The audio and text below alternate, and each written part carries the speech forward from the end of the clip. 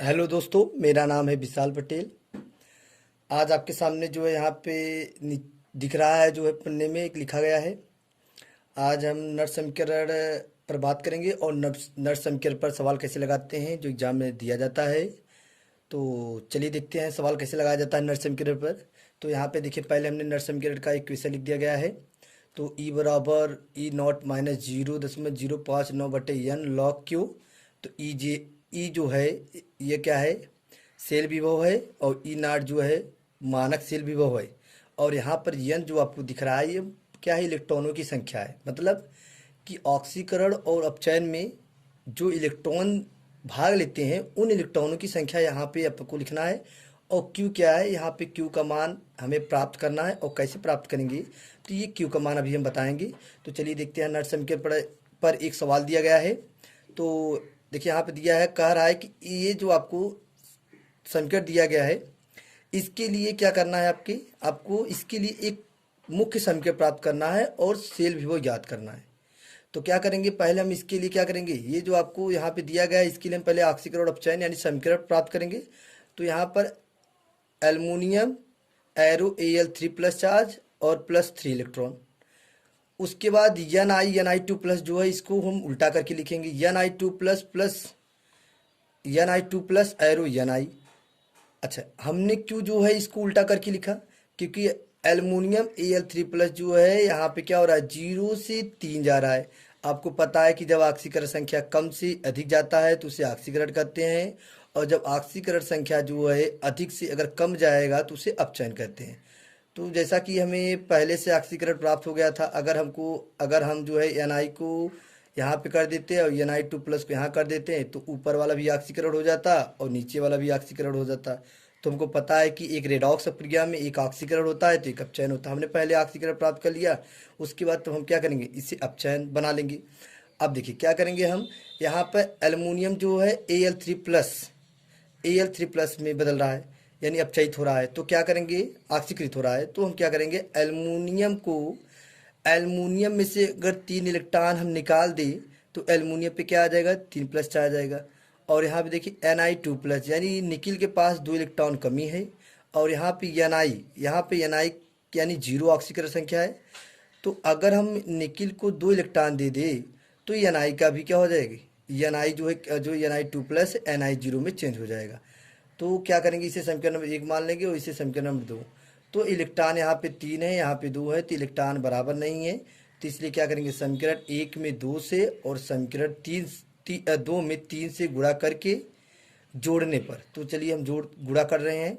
इसमें 2 का देखिए यहाँ पे मल्टीप्लाई किया गया है, 2 कर गुणा करेंगे 2Al हो जाएगा एरो 2Al3+ प्लस 2 × 6 इलेक्ट्रॉन हो गया। उसके बाद 3 Ni2+ और 3 दूनी 6 इलेक्ट्रॉन और 3 Ni हो गया। तो क्या करेंगे, इस समीकरण को हम जोड़ लेंगे। तो हमने यहाँ पे जोड़ कर दिखाया है, यहाँ पे इलेक्ट्रॉन बराबर है, तो इलेक्ट्रॉन को हमने कैंसिल कर दिया।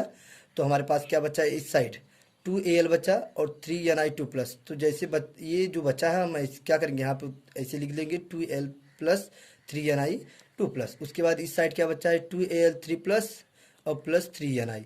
तो हमें जो समीकरण यहाँ पे पूछ रहा था कि प्राप्त करना है, तो ये समीकरण यहाँ पे हमने प्राप्त कर लिया।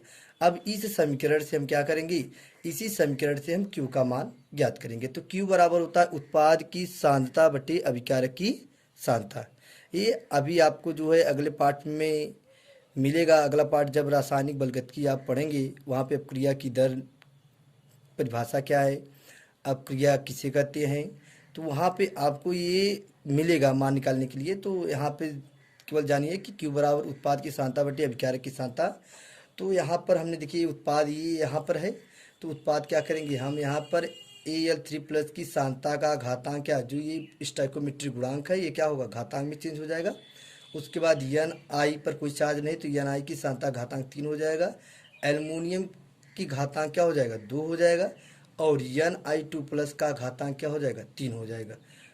अब देखिए यहाँ पे हम Q का मान निकाल रहे हैं, तो Q बराबर हो जाएगा एल्युमिनियम 3+ का मान यहाँ पे हमें दिया है 0.01, तो हमने यहाँ पे मान रख दिया। और घातांक यहाँ पे 2 है तो 2 हमने लगा दिया गुणे।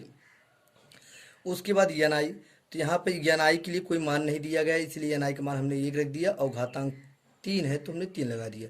उसके बाद अब यहाँ पर ए एल का घातांक 2 दिया है, तो एल्युमिनियम के यहाँ पर कोई मान नहीं दिया है, तो एल्युमिनियम के 1 रख देंगे, 1 का स्क्वायर हो जाएगा, और गुणे एन आई 2 प्लस का मान दिया है 0.50, तो एन आई 2 प्लस का मान क्या हो गया, 0.50 का घातांक 3 हो गया, बराबर।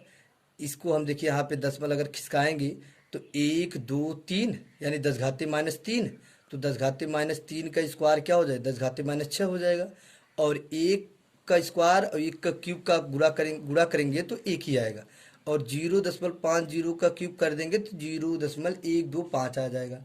अब ये दशमलव अगर हम खिसका रहे हैं तो 1 0 बढ़ेगा, एक और खिसकाएंगे तो कितना 100 हो गया, एक और इधर यहाँ पे लाएंगे तो कितना हो जाएगा, 1000 हो गया। तो 1000 बटे 125 गुणे 10 घाते माइनस 6, तो 125 से हम 1000 भाग देंगे तो आपका मान आ जाएगा 125 अट्ठे 1000, तो क्यू बराबर 8 गुणे 10 घाते माइनस 6 आ गया। तो हमें क्यू का मान पता चल गया।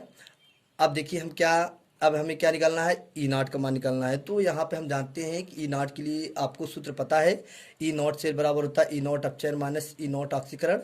तो ई नॉट सेल बराबर क्या हो जाएगा, अपचयन के लिए देखिए यहाँ पे हमने समीकरण दिया है, तो अपचयन क्या है, एन आई 2 प्लस एन आई है, तो जैसा यहाँ पर एन आई यहाँ पे लिखा था एन आई 2 प्लस ये अपचयन था, उतार लिया हमने। उसके बाद ए एल 3 प्लस क्या है, ये ऑक्सीकरण यहाँ पे हमने उतार लिया।